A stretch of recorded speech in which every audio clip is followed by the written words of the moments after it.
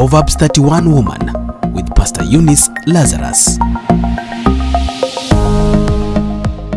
Bwana Yesu asifiwe. Wacha nichukue nafasi hii nikusalimu wewe unayetutazama kwa jina la Yesu Kristo, nikitumaini ya kwamba umekuwa uko mzima, umehifadhika. Bwana amekuwa pamoja na wewe, na kukaribisha katika kipindi hicho ambacho tumekuwa nacho kila Saturday saa 2 kuanzia saa 2, ambacho ni Proverbs 31 Woman. Imekuwa kipindi cha msaada sana, na tunashukuru Mungu kwa ubali huu ambao ametuleta.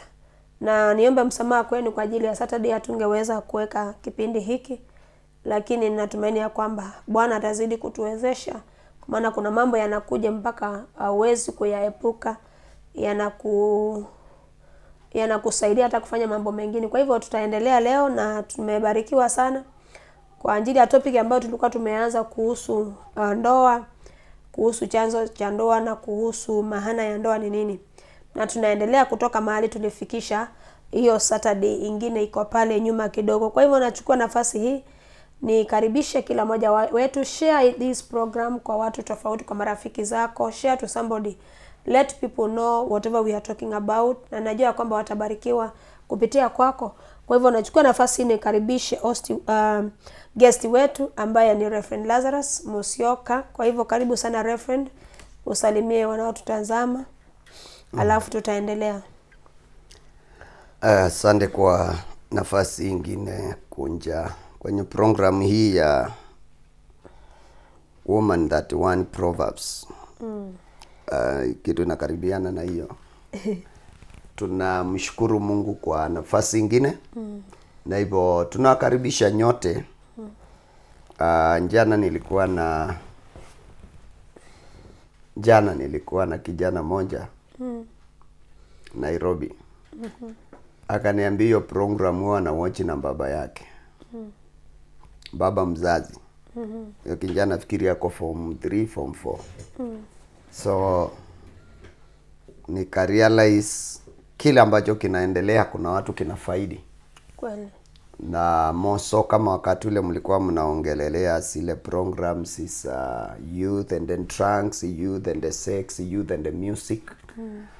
Kwa sababu kila watu wanakuanga na challenge yao, na basi na mimi nimetokea kama mgeni, na nafurahia kuwa sehemu ya kipindi hiki ambacho kinaleta njibu kwa watu wengi. Na kwa hivyo wewe ukiwa mahali huko, hakikisha kwamba ukiingia tafuta watu kama 5 unakaribisha. Weka hapo tuandika fulani wahesabu. Kuna jamaa mmoja nimeona kwa programu yetu ako wild sana, anaweza akaleta watu 20 akiwa peke yake. Unaona anakaa nakumbuka fulani. Na ukialika mtu, ukiandika hapa live program ikiendelea, unarudi unaenda kwa SMS unamshtua na ka text unamwambia tupatane pale kwa program ya marriage ama Proverbs 31 Woman. Leo kama host wangu anavyotaka, anataka kuongelelea kitu kinaitwa love in marriage. Upendo katika ndoa. Ndoa yoyote ya kweli. Okay, wacha njaribu kunyonga sauti. Ndoa yoyote ya kweli. Najua naomba niachiliwe tu nisikwende za yenyewe. Unajua hapa kuna vile mwenyewe anataka ukapeleke, anaendanga calm, so ndio najaribu kujikombozi, mnisamee. Ndoa inakuanga ile ndoa yoyote ya kweli. Chanzo chake ni upendo. Marriage is a product of love. But many people, they end that love at marriage. Once they marry, the love is finished. Hapo ndipo unasikianga mtu anauliza, wakati ulikuwa unanichumbia, ulikuwa unanipeleka mahouting, ulikuwa saa zingine unaniambia leo utapika kwako, unanipeleka, ninaenda ninakula mabaga, makuku, machoma, mahouting, madina. Mtu anauliza, mbona baada ya kuoana hizo vitu ziliisha? Kwa sababu mwanaume anaambia hivi kama mtu, wakati mwingine wanaume wengi huwa wanaambia hivi kama mtu akitaka kumla kuku. kukua kama ako freelance, wale wanatembeanga mtaani na unataka kumtengeneza kitoweo.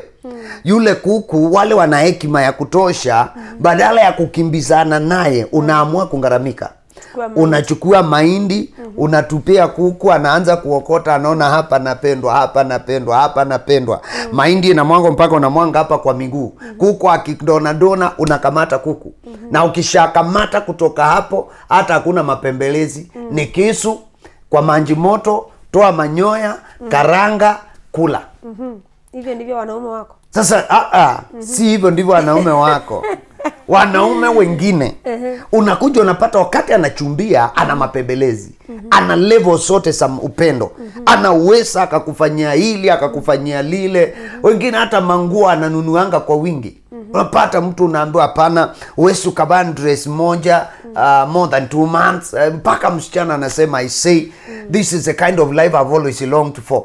Lakini baada ya kuolewa vile mnasemanga, si unajua vile mnasemanga, unakuja unapata wardrobe imejaa nguo, mtu anasema mimi niko na nguo moja tu. Sasa wengine anaulizwa hiyo nguo yako injararuka, ni kama jamaa anataka aone nguo imezeeka imeraruka ili anunue nyingine. Kwa hivyo sasa unakuja unapata ule upendo, the love in the marriage is no more. Sasa tunataka tuangalie sasa, mumependana, mumeoana, basi na kutoka hapo kwa kuoana sasa upendo katika hiyo ndoa. Kwa sababu kama mumeunganishwa na upendo, ndio mwafanya ukapenda huyo mwanaume ama mwanamke. Kama mtaishi pamoja vizuri, upendo unahitajika. Ni vile singechukua Biblia yangu ya Kiswahili, kama ningalipata ningefurahia sana. Tuangalie mstari mmoja hapa kwenye Biblia ili sasa tuanze kuingia undani katika Biblia. Maana lazima tuelewe, lazima tuyaelewe majira, lazima tufahamu mambo yanakwenda namna gani kwa ndoa, ili watu wasinje wakaishi kulaumiana na kuulisana maswali. Naona hiyo Biblia imefika. Inataka tukasome kitabu kile cha Wakorintho wa kwanza, 1 Corinthians chapter 13. Wakorintho wa kwanza mlango wa 13. Mstari wake ni ule wa 4 hadi mstari wa 8, na nitasoma kwa Kiswahili. Upendo uvumilia, upendo ufadhili, upendo hauoni wivu, hauna majivuno, hauna kiburi, haukosi kuwa na adabu, hautafuti mambo yake, haukasiriki upesi, hauweki kumbukumbu ya mabaya. Upendo haufurahii mabaya, bali ufurahia pamoja na kweli. Upendo uvumilia yote, uamini yote, utumaini yote, ustahimili yote. Upendo haushindwi kamwe. Lakini ukiwepo unabii utakoma, zikiwepo lugha sitakoma, yakiwepo maarifa yatapita. Kwa maana tunafahamu kwa sehemu na tunatoa unabii kwa sehemu. Kuna kitu ambacho Biblia inasema, ile ya Kiingereza inasema hivi, charity suffereth long and is kind. Charity envieth not. Charity vaunteth not itself, is not puffed up, doeth not behave itself unseemly, seeketh not her own, is not easily provoked, thinketh no evil, rejoiceth not in iniquity, but rejoiceth in the truth, beareth all things, believeth all things, hopes all things, endureth all things. Charity never fails. Sasa hapo tunaongelea kitu kinaitwa upendo. Sasa hizi ni attribute zote za kitu ambacho kinaitwa upendo. Nikimalizana nayo nitakwambia pole. Yaani lazima sasa uelewe.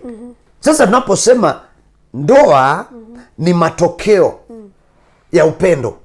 Sasa hizi vitu zote ambazo upendo unanguzia lazima tusielewe na siweko kama ndoa itaendelea.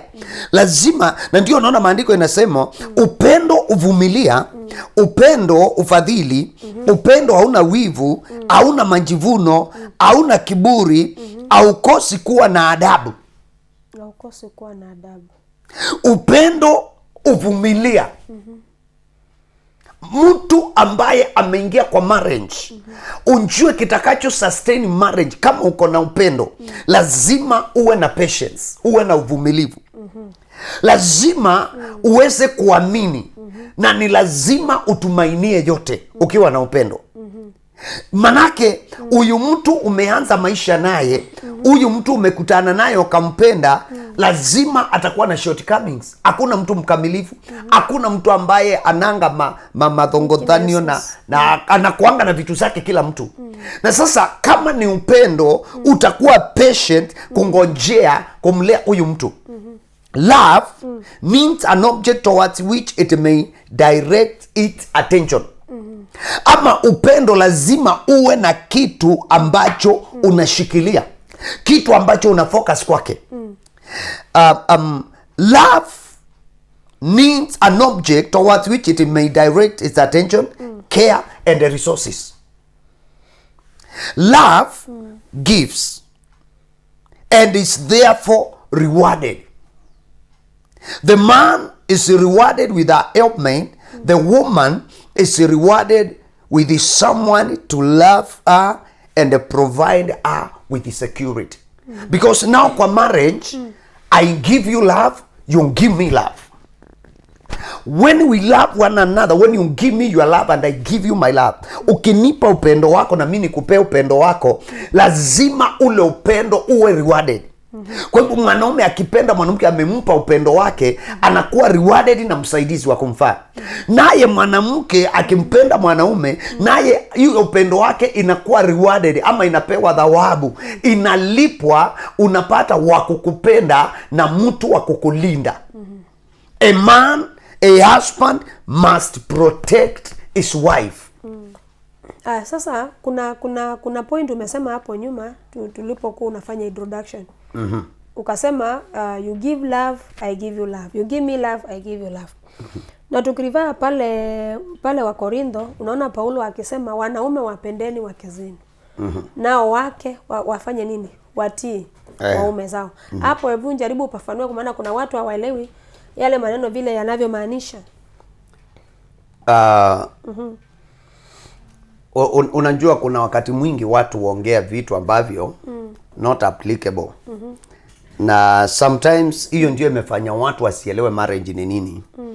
Kwa sababu ukisikia mwanaume ana complain mke wake ampendi, huyo ni an uninformed man. Ni mwanaume ambaye hata anjui anaongelelea nini na anjui ndoa ni nini. Kwa sababu kutoka mwanzo Mungu hakuumba mwanamke wa kupenda. Kwa mwanamke kupenda si challenge. Kwa mwanamke kupenda is natural. Ile challenge mwanamke ako nayo ni kuheshimu.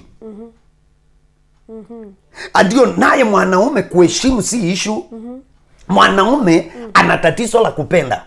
Ni kama wakati mwanaume aliumbwa, unajua alikaa muda mwingi na wanyama. Ni kama alifika mahali tu akachukua moyo wa simba ama mburukenge ama wanyani. Yani unaona tu anakaa hivi. Ndio unaona Mungu, mpaka Mungu anakuja anamwambia man, utamwacha baba yako na mama yako, ushikane na mke wako na umpende.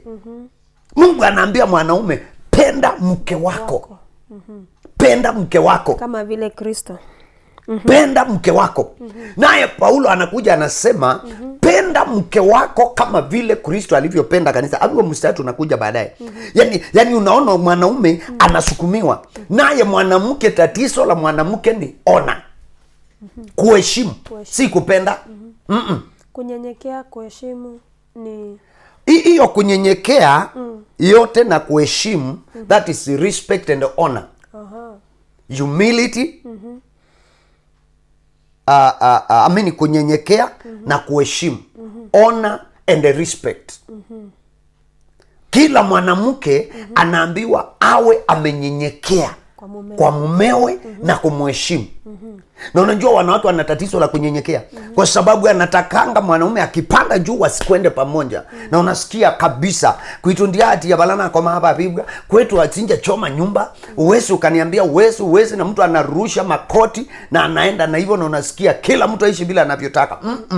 Nayo marriage na upendo haviendi hivyo. That's why na Paulo hapa mstari hapa kwa Korintho anasema upendo uvumilia, upendo uko na kiasi, upendo uko na adabu. Kuna adabu. Upendo uko na adabu. Kama ni mwanaume ako na upendo, atakuwa na adabu ya kupenda mkewe. Kama ni mke ako na upendo kwa mumewe, atakuwa na adabu ya kuheshimu mume wake, sio kumdhalilisha kwa kila mtu, ama hata wakiwa wawili kumdhalilisha. Kwa sababu kuna wanawake wengi in public wanaheshimu waume wao, but in private ni tofauti. Au mawatiadhengi anatukanwa. Aya, ama unapata naye mwanaume in public anapotea anapenda mke, lakini wakirudi hivi kibedi kiko na wakiutulwa.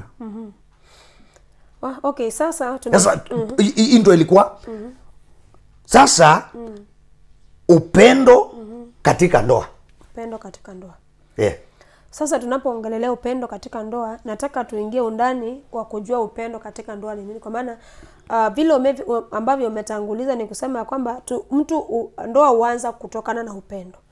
Na sasa ule upendo wakati mwingine watu wakiingia katika ndoa unaonekana ni kama umepungua kwa njia moja au nyingine. Sasa ni nini huwa kinafanyika? Kama ni upendo wa aina gani ambao unahitajika kuwa katika ndoa ili ya kwamba watu waweze kufahamu jinsi ya kukaa? Wajua wakati mume na mke wameingia kwa ndoa, kuna vitu kadhaa hufanyika. Wanapoendelea huwa wanapata ujauzito. Lakini unjua ule ujauzito ni mama amebeba peke yake, si mzee. Si mzee. Ingawa ujauzito ni wa mzee, lakini ni mke amebeba ule ujauzito. Na ule ujauzito huwa una affect maisha ya mwanamke sana. Unaweza ukaona akikula hii ana vomit, lakini mwanaume ha vomit. Saa zingine hataki kukula, saa zingine ako hivi, saa zingine anaingia kwa msitu, anaenda kwa miti, anababua mchanga hapo ile ya mchwa kule imejenga, anakula, lakini mwanaume hakuli hizo. So unakuja unapata hizo hayo mapito ya ujauzito ina develop upendo. Huwa inaumba ushirika katikati ya mama uje mjamzito na ile mtoto anabeba.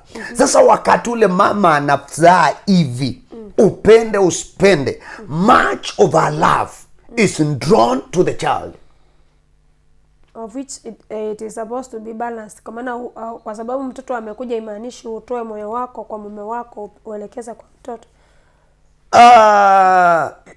Kuna kitu hata ukifanya kwa sababu hii ya mtoto iendangi more than 1 year. Kuna ile alistage ya mtoto, hata mama akitoka pale hinja anaweza akawa kwa duka ako hivi akasema huyo mtoto analia, yani anasikia nakumbuka siku moja tulienda na wewe Isili tukiishi Nairobi umoja, na tukiwa hapo sijui kama unakumbuka, nikasikia ananiambia mtoto analia, na mtoto ako umoja na tuko Isili Nairobi. Na kweli ulipopiga simu alikuwa analia. Sasa ninashindwa, tuko mbali hivyo, inaingiana anje. So ile ushirikiano wa mama na ile bond, that's the right what I was looking for. Ile bond wakati mwingine sasa wa mama wengi ama wake wengi, mtu anaweza akasahau ako na mume na akaacha mume kabisa, ikawa moyo wake wote uko kwa mtoto. Sasa that's why manake kile kipya zaidi ndicho mwanamke wa value zaidi.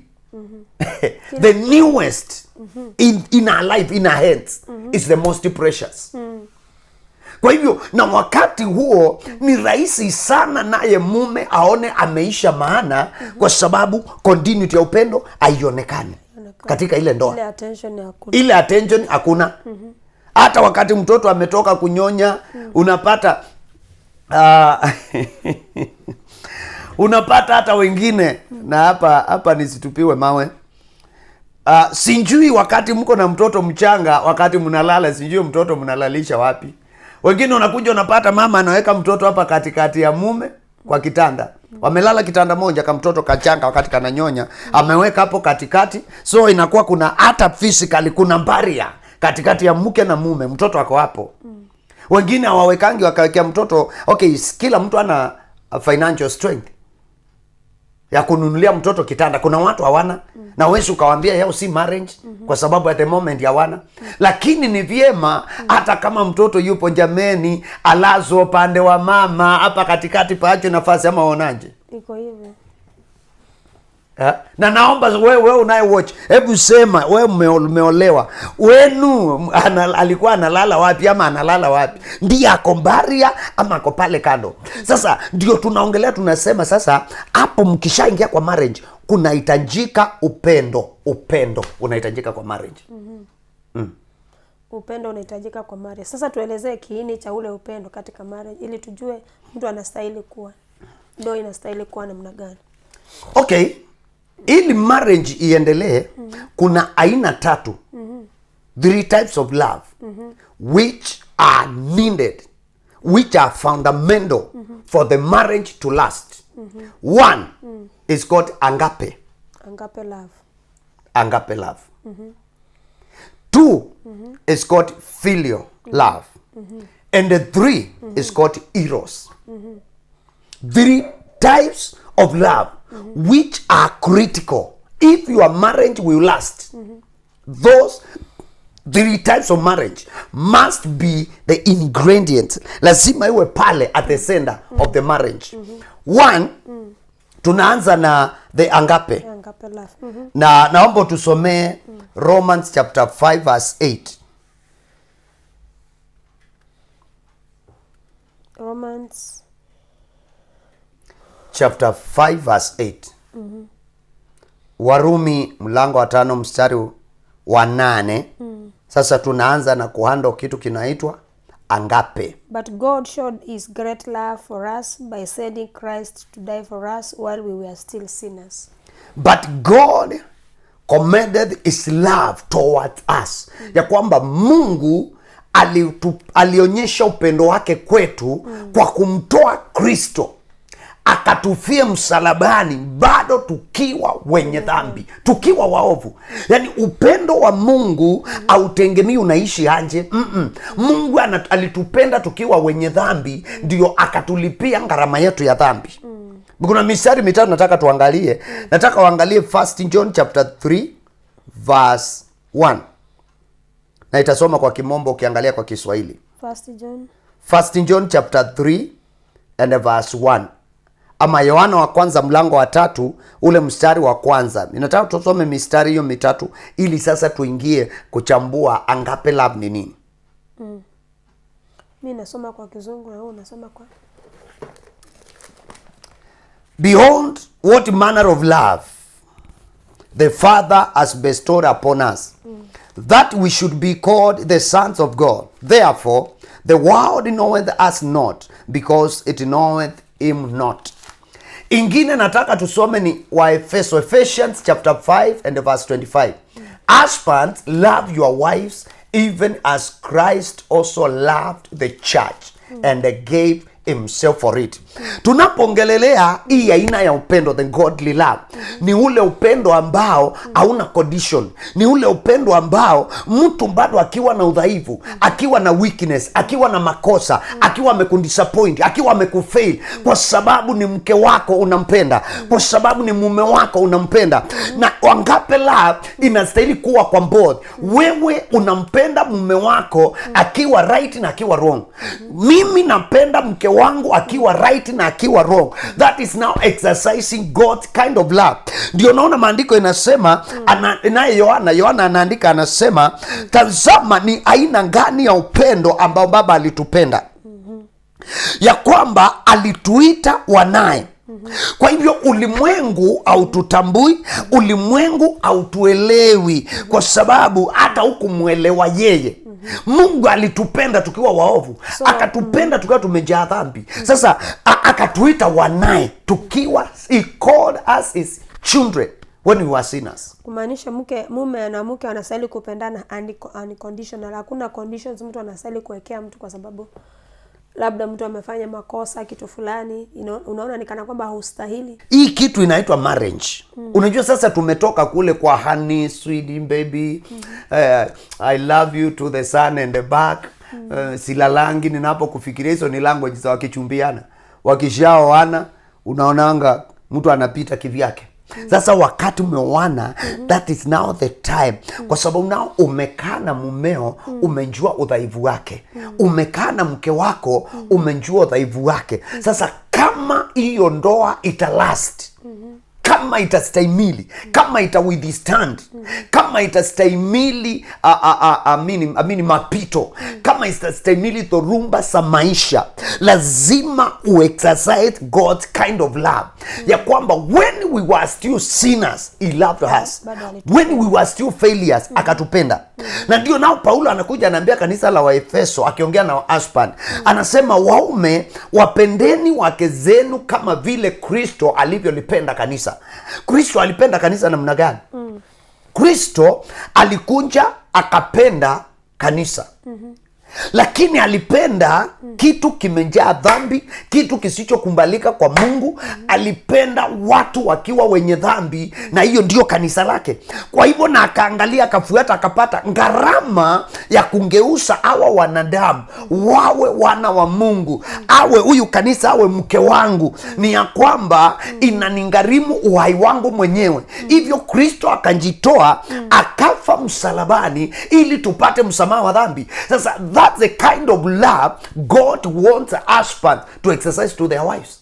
Ya kwamba yani unajua weakness za mke wako, na uko ready to pay the price to make her the kind of wife you want. Wewe ndio unajua nataka mke wa aina gani, wewe ndio unajua nataka mume wa aina gani. Last time tulisema kile Mungu anafanyanga, anakupatianga raw material ya kutengeneza mume, nami anaipatia raw material ya kutengeneza mke. Every man must know the kind of wife he wants. Every woman must know the kind of husband she wants.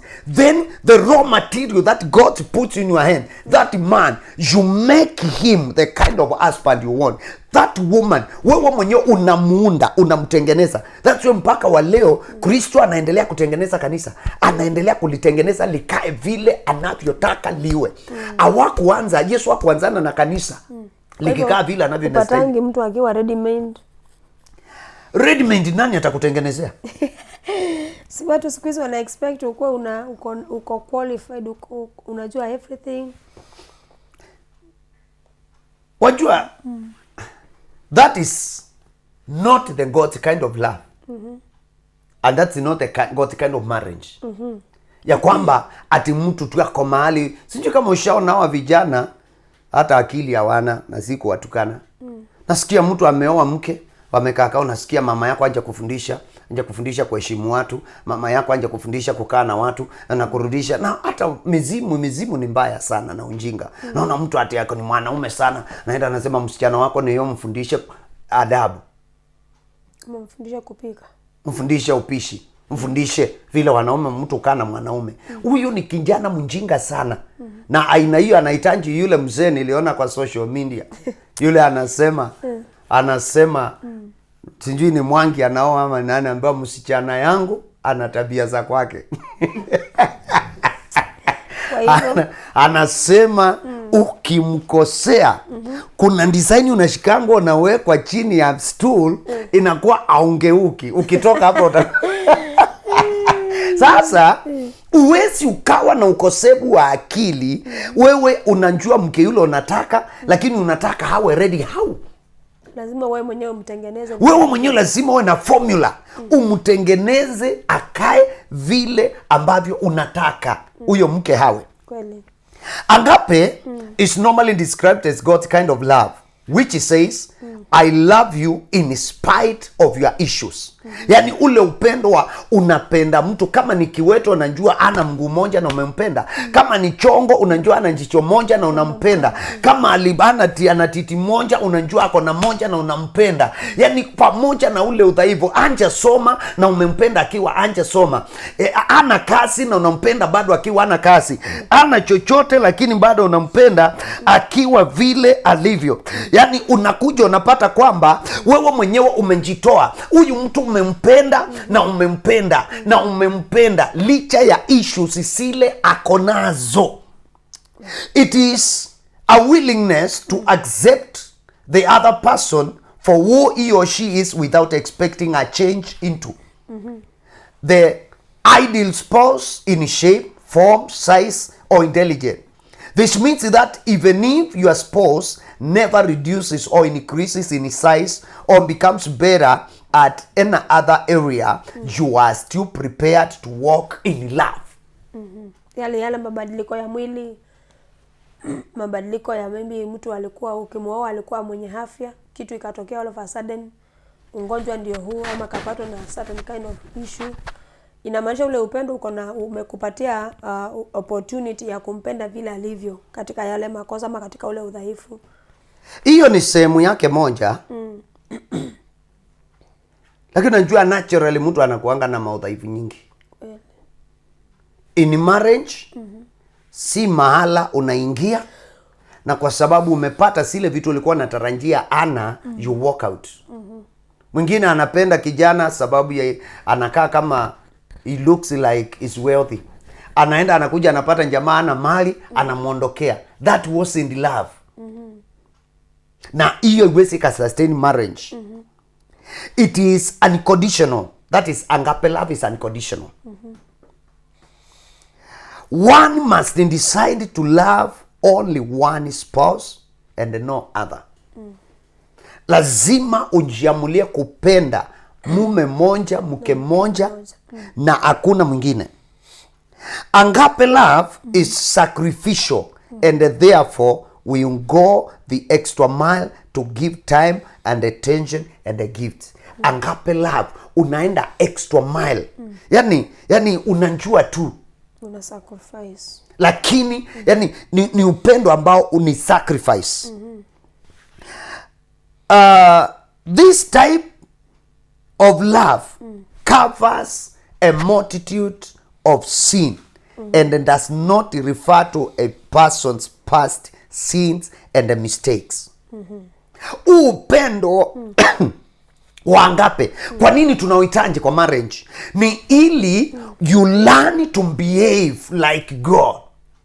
You learn to love unconditionally like God. You learn to love sacrificially like God. Ya kwamba huyu mume ana maudhaifu, huyu mke ana udhaifu, lakini bado unampenda akiwa hivyo, kwa sababu kuna kile unatazama pale mbele ambako mnaenda. Na inasema huo upendo auwekangi rekodi sama mbaya. Huo upendo aukumbushangi aushikiliangi past mistakes, ile makosa ulikosewa inakuwa ndio driving force. Mkitofautiana ndio unangonga, huwa ina crush moyo wa mtu, huwa inaumisa. Proverbs anasema hatred stirs up strife but love covered all sins. Chuki utafuta vichocheo, uleta fitina, lakini upendo ufunika dhambi zote. That's why kwa sababu Mungu ametupenda, alitoa Yesu Kristo akafa. Na anasema kila amwendeaye anapewa haki ya kufanyika mwana wa Mungu. Yani hizo dhambi zote ukikutana na upendo wa Mungu, sote zinafunikwa, sote zinaondolewa. Okay. Aya, tuendelee. Sasa unasema imesema ya kwamba kuna unajua inasema unapenda mke wako sacrificially, yani kujitoa kabisa. Sio unapenda mke wako. Mnapendana. Sacrificially. Yeah. Wakati mnapendana sacrificially, ikasema haustahili kuwekea mwenzako makosa yaliyopita.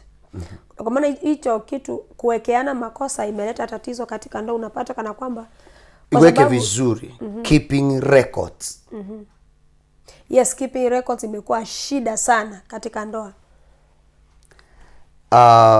Iko na kwa sababu wakati mwingi mume na mke wakitofautiana, namba kubwa huwa inaangalia nasema kwa sababu ya watoto, wacha tu tuendelee. Kwa sababu mimi kama mke sina job, wacha tu tuendelee. Na unapata awanja solve ile issue. Wame sweep under the carpet. na wanataka kuingino. So hiyo kitu itakuwa inakaa inajirevisit. Wakati mambo imepamba moto, kukipitanwa, inarudi tena, inatokea. Na wengi wameshindwa kuvumiliana kwa sababu hizo record. Nilikuwa naelezwa na mchungaji mmoja, kasisi rafiki yangu sana kwa ministry yetu. Na naweza hata nikamtanja. Ni Reverend Oscar. Akaniambia siku moja aliitwa mahali akatatue case. Na ni kama 2000 and something ama 90 something. Hii friction ya mume na mke. Alipoenda wakafika, aliniambia walikaa, akaona mzee ameingia, akachukua bahasha ya kaki, akanja akatoa inaitwaje hard cover. Akatoa hard cover pale. Alipotoa akamwambia, sasa pastor karibu sana. Na unajua vile wanaongeanga wakipanga vitu kwa meza. Akawekelea. Akaona mzee amefungua ukurasa wa kwanza. Akasema 1973. Ulinifanyia hivi. Nilitoka Nairobi usiku. Na nilipofika hapa nikabisha mlango na ulichukua muda kufungua. You can imagine mko 2005. Ulichukua muda kufungua, nikabisha na ni kama nilisikia dirisha imefunguliwa na ni kama kuna mtu ametoka. Nataka tuanze hapo, niambie sasa tuko 2005, 1971 ni nani huyo alikuwa hapa? Wakasonga, akaniambia walikuja mpaka akamwambia tuachie hapo, niacheni niende. Kama sasa hiyo ndio mnaita marriage. Sasa unawezaje ukaweka kosa limemaliza 40 years? Unawekea umewekea mume ama umewekea mke. Hiyo ni kukuambia au watu hata kile kinaitwa marriage hawakinjui na wakielewi. Kwa sababu hizo record ni mbaya, ni kubwa mno. Sinabomoa. Na hizo kile sitafanya, sitabomoa. Nataka tungusa aina ya pili ya upendo. Inaitwa filio. Filio is called brotherly love. Ule upendo wa brother, blood sister. Ule upendo wa ni your sister, amekukosea but she remains your sister.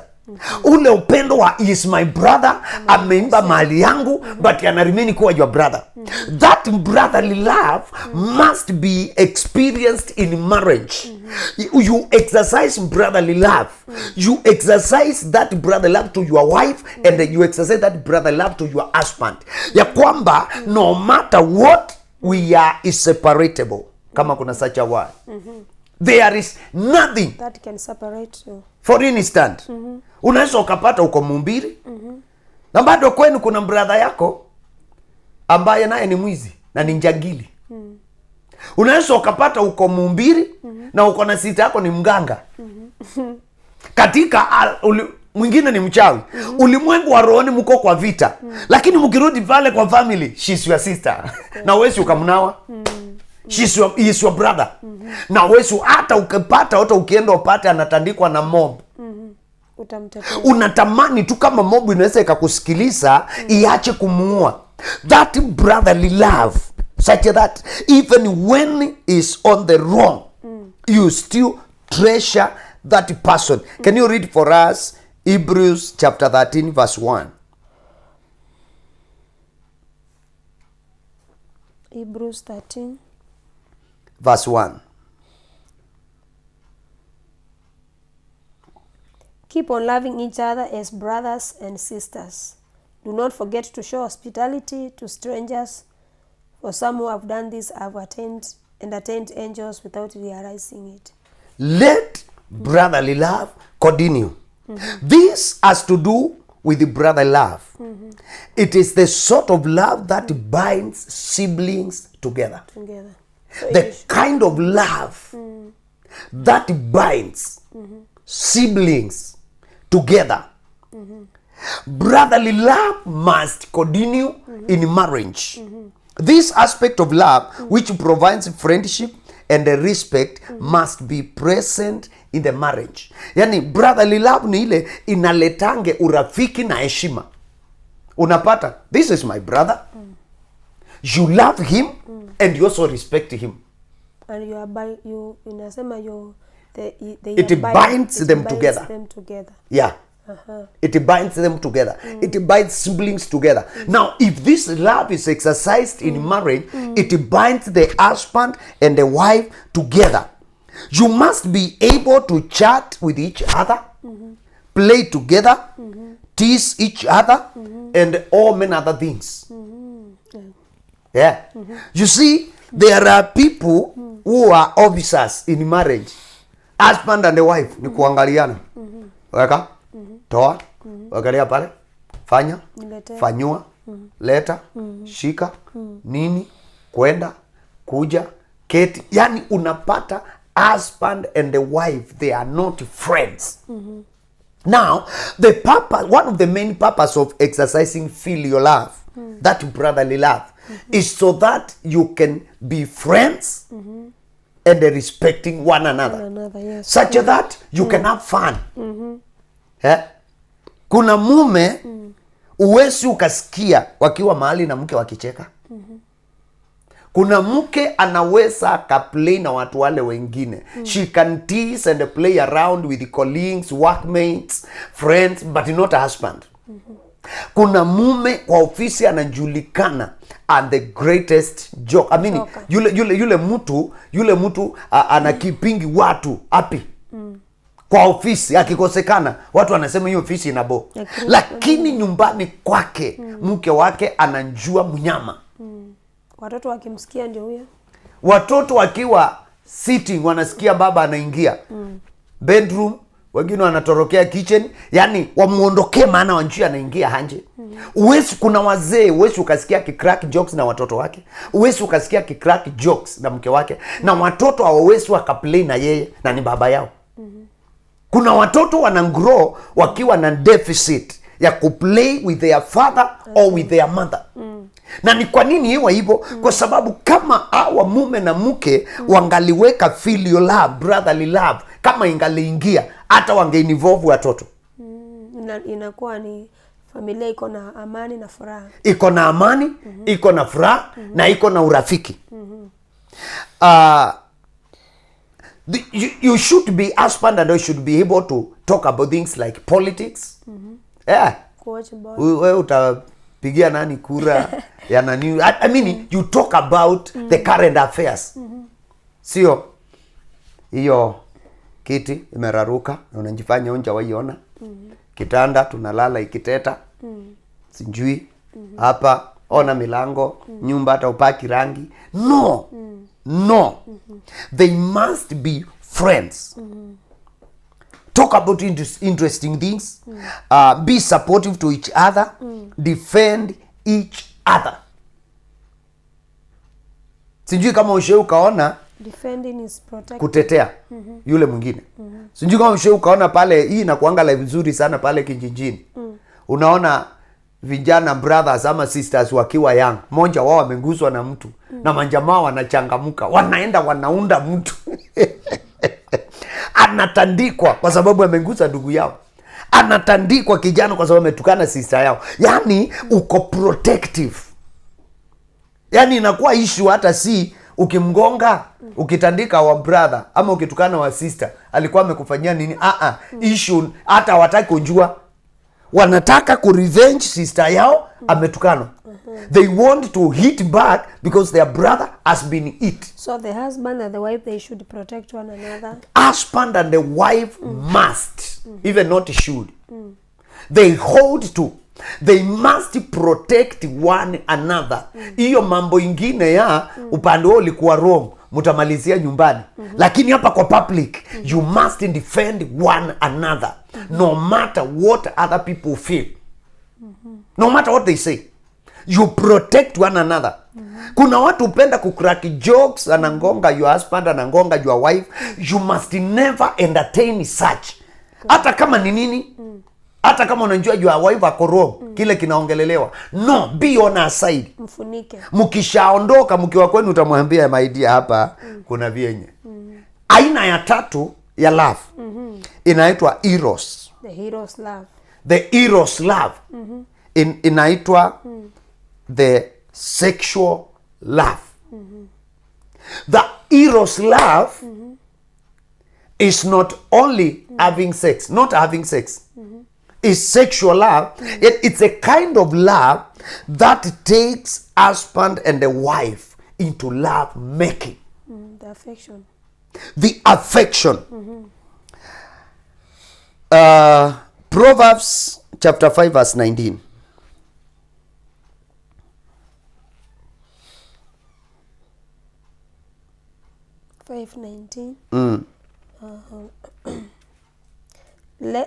She is a loving deer, a graceful doll.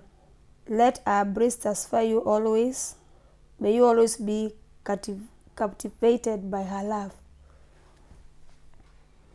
Let her be as a loving head.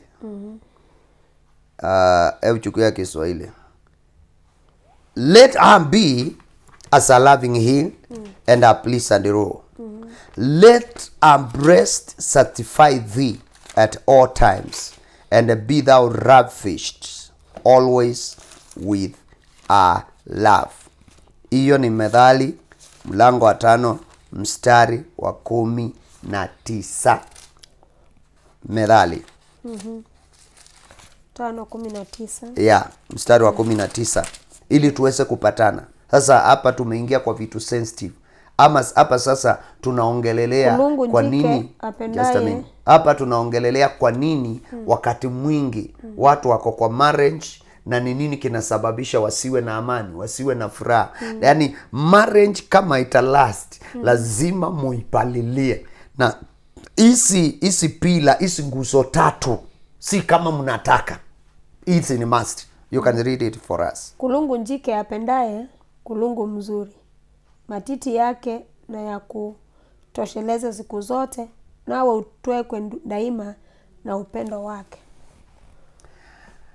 Romance must be present in every marriage. Okay.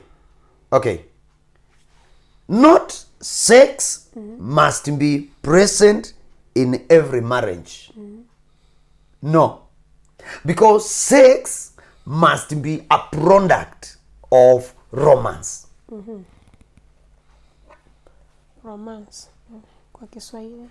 Sex to the couple, husband and the wife, should be a product of romance. It is not only for the newly wedded. You must continue with the things like having lunch or dinner together, taking a walk. Yale mambo yanayochangia ndoa yenu iwe na upendo. Ile inaongeza ladha. Inaongeza ladha. Ile kupalilia. Ile kupalilia ni kama kupepeta iwake. Unapepeta angalau iwake. Yani ile romance, ile foreplay, ile ya kukua, you love, you make fun, you caress, you kiss your wife, you kiss your husband, you have fun with him. Manake hiyo ikikosekana sasa hiyo ni product ya ile tunaita eros love. You must continue with this, like with the things which will make you more happy and you feel more attracted to your partner. You must do things which will cause your partner to be more attracted to you. You be attractive to your partner and you cause your partner to be attractive to you. Sure. Unajua kuna watu wanafanyanga hii maisha ya marriage inakuwa ngumu. Unaona tu mtu akienda naenda kulala amevaa jeans hivi na amefunga leather belt na amevaa t-shirt imeandikwa ukimwi unaua.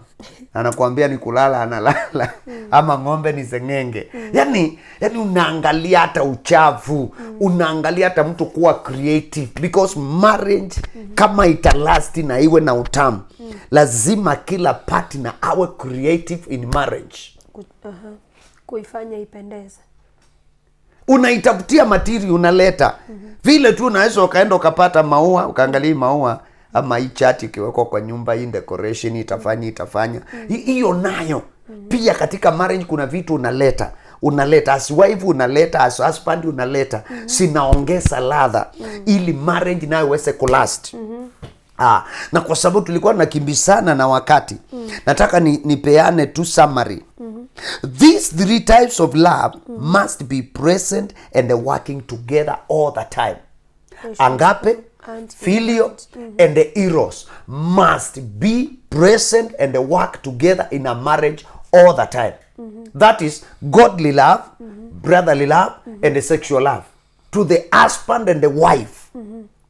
There are so many couples who don't exercise eros love. They can have sex, unakaa unaona tumekaa siku 3 ama siku 2, wacha nimuitishe ama wacha nimpe, tuendelee. Yani inakuwa completely there is nothing, no love.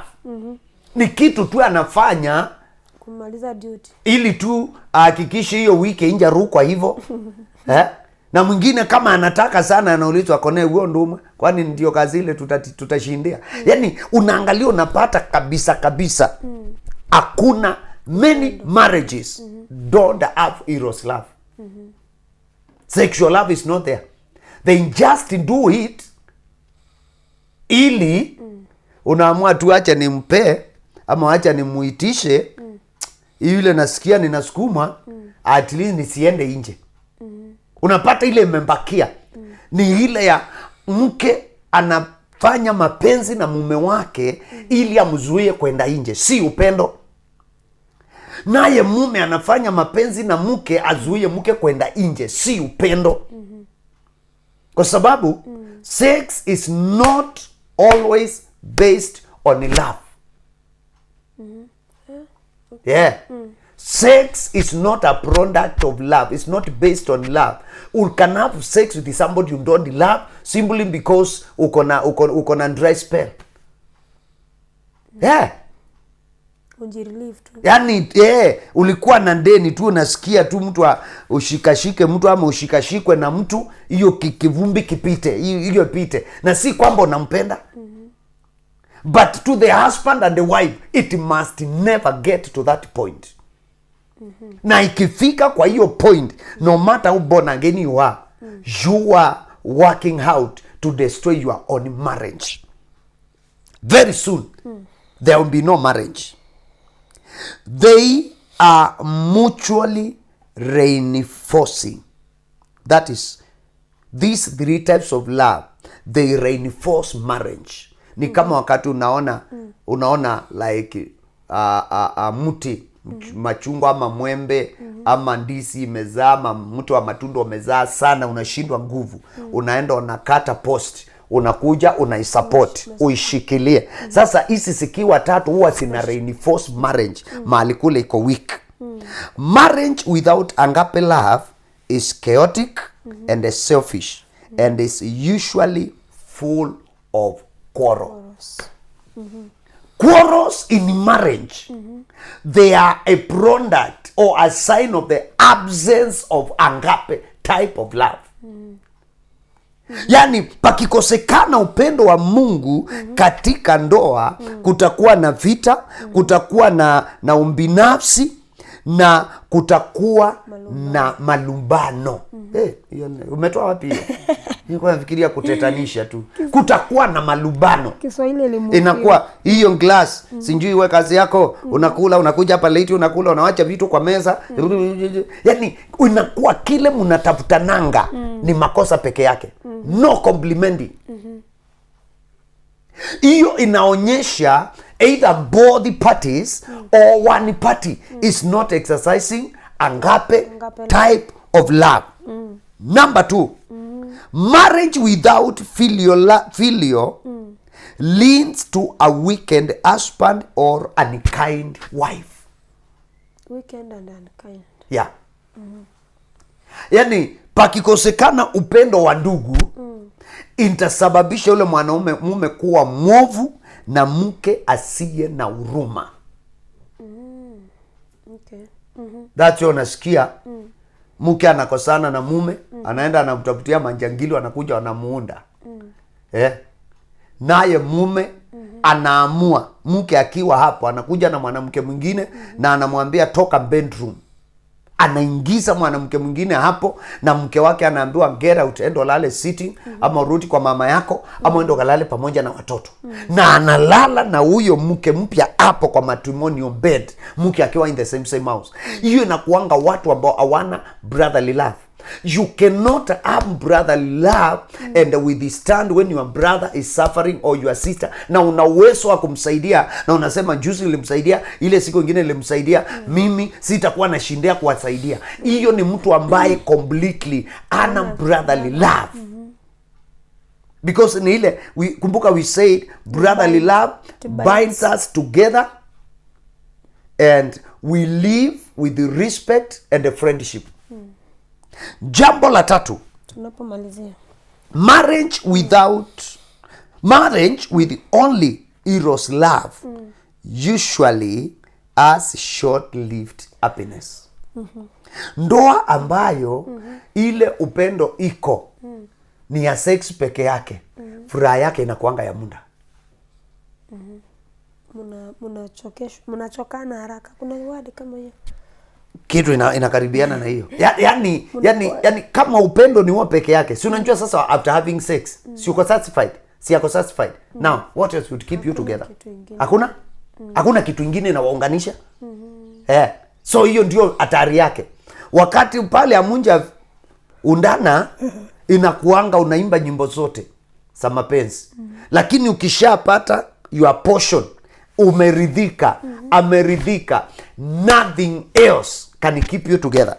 The last one, marriage without eros usually strains the relationship of the couple and leads to adultery. Nayo ndoa ikikosa upendo wa sex inakuwa ya kung'ang'ana, inakuwa wale couple saa yote ni kusukumana, ni kung'ang'ana, yani ni kuvumiliana, na mwishowe itasababisha either monja ama wote waingie kwa adultery. Hii ikikosekana. Kwa hivyo hizi upendo tatu zote lazima zibebane. Hizi upendo tatu ndizo pillar. These are the main pillar, not money. No. Marriage can still stand without money. Sure. But marriage cannot stand without these three pillars. Of love. Agape love, filial love, na eros love. Kama ni mtu mwingine pale nje, mnaweza friendship inasustain na mbili. Agape and filial. Na in case uwe na urafiki mukae na agape na filial na muruhusu hii ya tatu eros ingie, nayo lazima itangonga marriage. Kwa hivyo wakati unakaa katika marriage, leo si tamu. Program ya leo si tamu, maana kila mtu 100%, kila mtu kuna mahali amenguswa.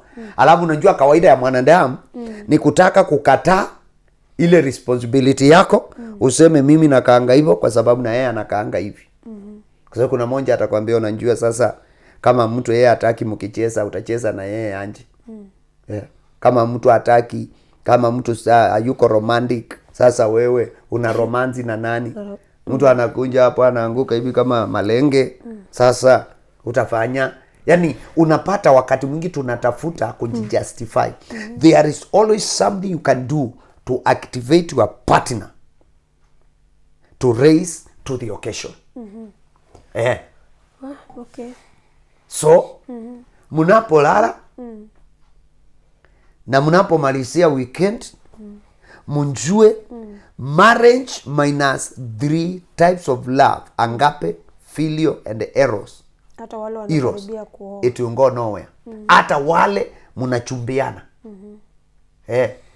Hata wale mnakaribia mnapanga kuoana. Hizo vitu vitatu ni muhimu kama marriage yenu itaendelea. Hivyo Bwana wabariki na watende wema. Back to the sender.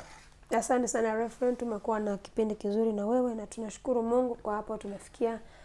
Tumeweza kuyaona mambo haya ambayo ni muhimu sana katika kuinua ndoa. Kwa maana mahali hakuna upendo, ndoa itayumba yumba, watu watachoka haraka, mtu ataweza kusema ya kwamba haoni kupendwa ama haoni kutunzwa ama haoni kuangaliwa vizuri. Kwa hivyo nashukuru Mungu sana kwa mahali tumefikia, na ninajua kwamba hata wewe umepata kuwa na jambo.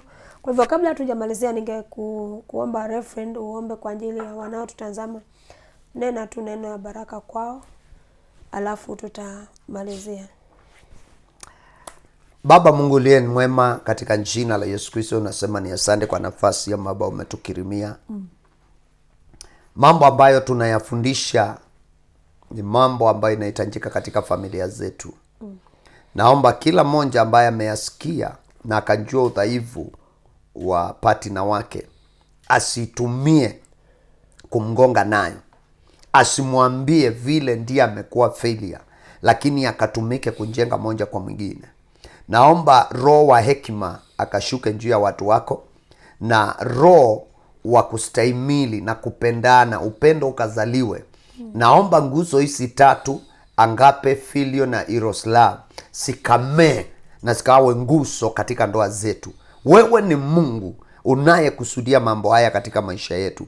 Tuwezeshe, tuonekanie na utushindanie, katika jina la Yesu Kristo aliye Bwana Mwokozi tuomba na kushukuru.